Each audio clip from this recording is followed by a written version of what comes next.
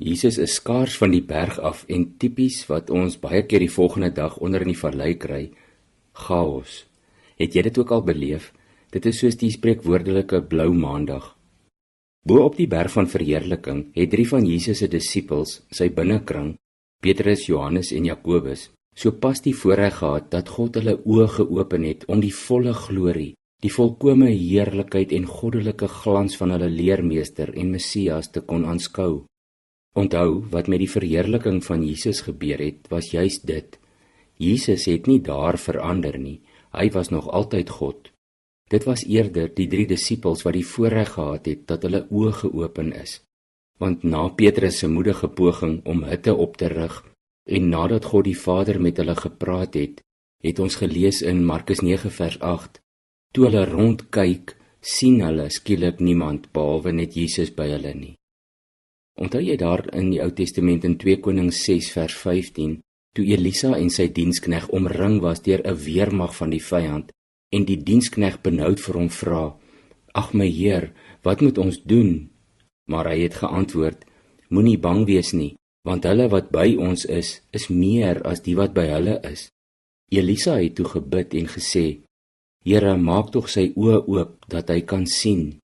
Daarop het die Here die dienaar se oë oopgemaak, en hy sien toe, so waar, die berg rondom Elisa is vol perde en strydwaans van vuur. Op 'n soortgelyke wyse, glo ek, is die 3 disippels se oë hier op die berg van verheerliking geopen, sodat hulle die volle heerlikheid van Jesus Christus vir 'n oomblik kon aanskou. Net soos die engele skare rondom Elisa altyd daar was Jesus altyd verheerlik. Die 3 disippels is toe net eers gegeen om dit te kon beleef. En nou kom Jesus hulle van die berg af en dit is chaos.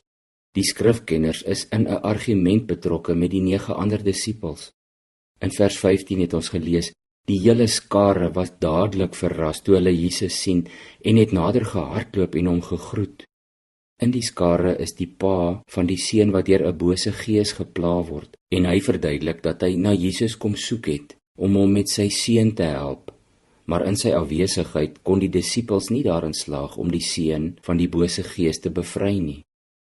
Te midde van hierdie blou maandag chaos en die feit dat ons in Markus 6 vers 7 en 13 gelees het, die disippels kon van tevore wel mense van bose geeste genees, antwoord Jesus hier in hoofstuk 9 vers 19 so half moedeloos, "O ongelowige geslag, of ongelowige generasie, hoe lank moet ek nog by julle bly? Hoe lank moet ek julle nog verdra?" Jesus weet dadelik wat die probleem is. Die mense, insluitende sy disippels wat nou al 'n pad met hom gestap het, is mense met gebrekkige geloof. Genadiglik hoor ons ook sy bereidheid om hulle nog te verdra.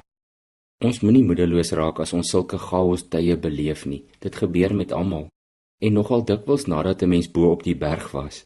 Ons kan ook verseker wees, Jesus verdra ons nie net nie.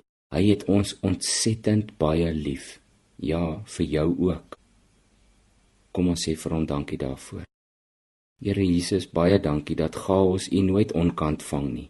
En dankie dat U ons nie net verdra nie, maar dat U geduldig met ons is en ons baie lief het, ten spyte daarvan dat ons geloof onvolmaak is. Ons prys U naam daarvoor. Amen.